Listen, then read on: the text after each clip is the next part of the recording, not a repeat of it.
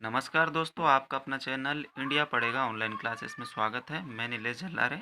आज का हमारा टॉपिक घनमूल है ना। इससे पहले हमने वर्गमूल देखे, वर्गमूल की गुणनखंड विधि, भाग विधि और उसके बाद वर्गमूल निकालने की ट्रिक बताई।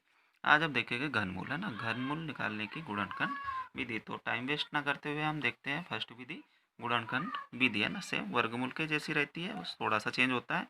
हमारा फर्स्ट क्वेश्चन दिया हुआ है ना, 1728।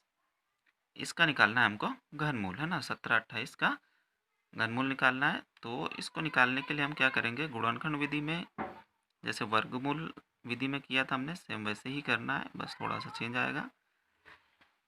तो फ्रेंड्स, इसमें हमें छोटी संख्या से डिवाइड करते हुए चलना है ना। 2 से करेंगे हम, है ना। इकाई में 8 है तो 2 से डिवाइड होगा, तो यहाँ पे हमको प्राप्त होगा 864, है ना। फिर 2 से करेंगे, 4 3 2, फिर 2 से करेंगे 2 16, है ना। फिर 2 से करेंगे 108 हो जाएगा। फिर 2 से भाग देंगे, कितना बचेगा दोस्तों, 5 और 4। फिर 2 से देंगे तो कितना हो जाएगा, 27। अभी 27 प्राप्त हो गया। इसमें 3 से जाएगा 9 बार, है ना। 9 3 27। फिर 3 से, 3 3 9, और 3 से 1 बार। फ्रेंड्स, इतना करना है। ये हमने वर्गमूल में भी किया था और घनमूल में भी। यहाँ तक प्रोसेस सेम होगी गुणनखंड विधि में। इसके बाद वर्गमूल में हम क्या कर रहे थे, 2 2 के जोड़े बना रहे थे। इसमें हमें 3 3 के जोड़े बनाने हैं, है ना। 3 एक समान संख्या के जोड़े बनेंगे। तो एक ये हो गया, सेकंड हमको ये मिल गया, और थर्ड ये मिल गया। यहाँ से हम कॉमन, मतलब जो हमको मिलेगा 2, यहाँ से भी 2, और यहाँ से 3 के 3 के जोड़े बने, तो यहाँ से मिलेगा 3। इनका हमें कर देना है इंटू, है ना।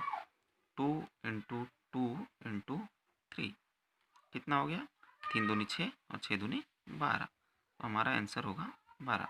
12 का घन होता है दोस्तों 1728। नेक्स्ट हमारा क्वेश्चन है 21,952, है ना। तो 21,952 का हम गुणनखंड विधि से निकालते हैं घनमूल। 21,952, है ना। सेम 2 से डिवाइड करते हुए चलना है। 2 से डिवाइड करेंगे दोस्तों, यहाँ हमको मिलेगा 10976। फिर 2 से डिवाइड करेंगे, है ना। 2 पंचे 10, 2 चौक 8, एक बचा, 2 अट्ठी 16, 2 अट्ठी 16। फिर 2 से करेंगे, 2 दूनी 4, 2 सत्ती 14 हो गया, और 4 4। ठीक है फ्रेंड्स, ये हमें डिवाइड करना तो आना चाहिए, है ना। फिर 2 से करेंगे, कितना हो गया, 1372। 2 से करेंगे 686। 2 से करेंगे 343।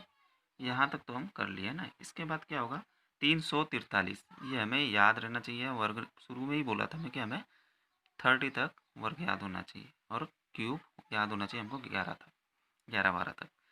तो 343 किसका क्यूब होता है दोस्तों, 7 का होता है। मतलब 7 से इसमें भाग जाएगा, है ना। 7 से कितनी बार जाएगा, 49 बार।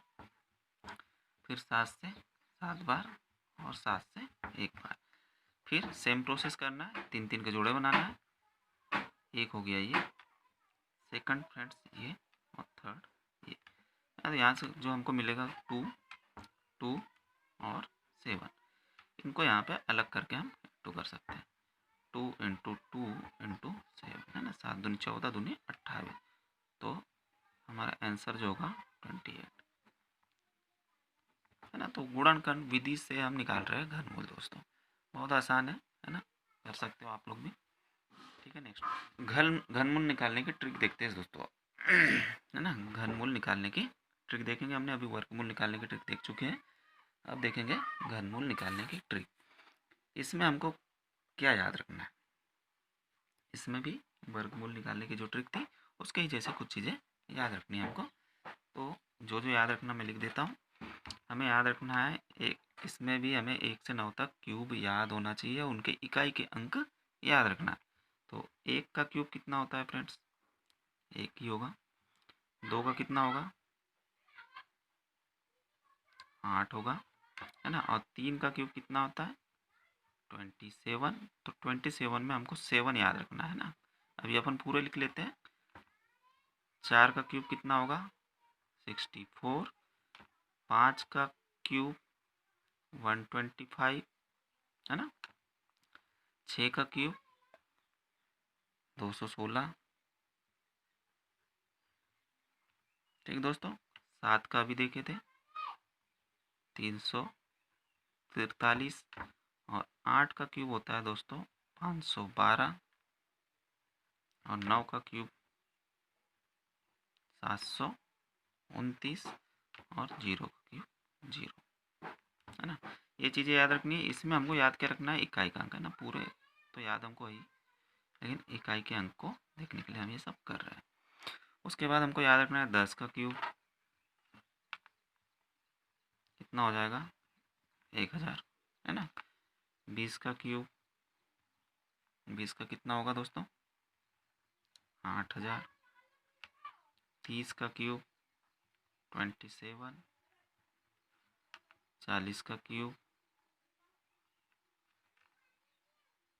64, 3 जीरो लगेंगे, है ना। और 50 का क्यूब 125, 3 जीरो यहाँ पे। और 60 का क्यूब, है ना 6।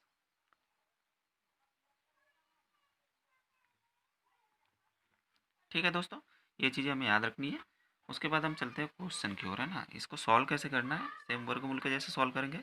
हमें देखना है कि 74,088 जो है ना, ये किसके बीच में आ रहा है।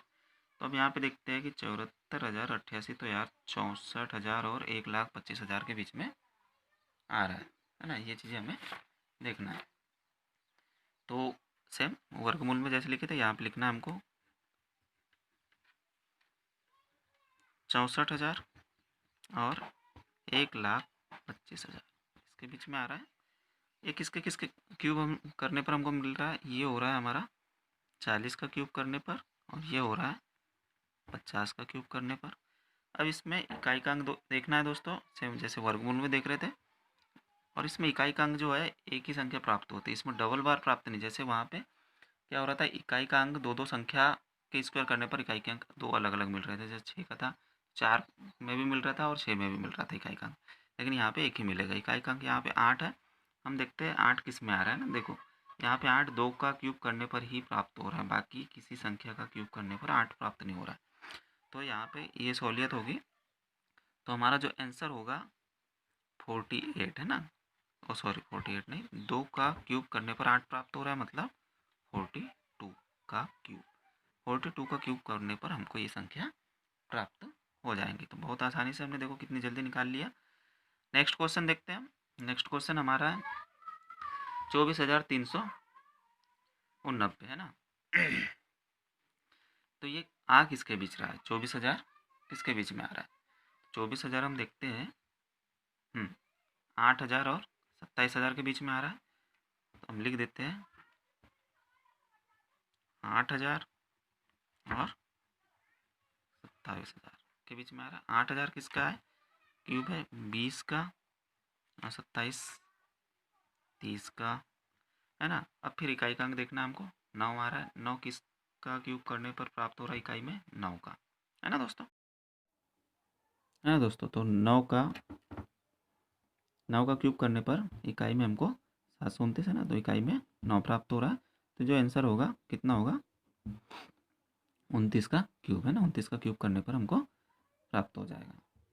तो ट्रिक बहुत बढ़िया है दोस्तों, बस आप आसानी से सॉल्व कर सकते हो। आप लोगों को ये चीज़ें याद रखनी है, बड़ी बड़ी संख्याओं का क्यूब बहुत आसानी से आप लोग इस ट्रिक के माध्यम से निकाल सकते हो। नेक्स्ट क्वेश्चन है दोस्तों, हमको दिया है 46,656, है ना। 46,656 किसके किसके बीच में आएगा, ये 27,000 और 64,000 का, है ना। 27,000 और 64,000 के बीच बीच में आ रहा है 46,656। और यहाँ पे हम देखते हैं 27,000 किसका क्यूब करने पर प्राप्त हो रहा है, 30 का क्यूब करने पर हमको प्राप्त हो रहा है 27,000। और 64,000 40 का क्यूब करने पर हमको मिलता है है ना, 40 का क्यूब करने पर हमको मिलता है। ये चीज़ें मिलने के बाद हम क्या देखते हैं, इकाई का अंक। इकाई का अंक 6 मिल रहा है हमको, तो हमें ये देखना है कि किसका क्यूब करने पर हमको इकाई का अंक 6 मिलेगा। तो ये चीज़ हमें याद रखनी है कि अगर किसका क्यूब करने पर हमको इकाई का अंक क्या मिल रहा है। तो 6 का क्यूब होता है दोस्तों 216, है ना, 216। इकाई का अंक 6 मिल रहा है हमको, तो 6 का क्यूब करने पर मिल रहा है। तो हमको 40, 30 और 40 के बीच में वह संख्या लिखना है। तो 30 के बाद 36, है ना, जिसमें इकाई का अंक किस में मिल रहा है वो संख्या को यहाँ पे नोट कर देना है। तो हमारा जो आंसर होगा 36, है ना, 36 का क्यूब करने पर हमको मिल जाएगा 40,656। तो दोस्तों कितनी आसानी से हमने सॉल्व कर लिया, है ना। ऐसे ही आप प्रैक्टिस करेंगे तो बहुत ही जल्दी आप सॉल्व कर सकते हो इस टाइप के क्वेश्चन को। ठीक है दोस्तों।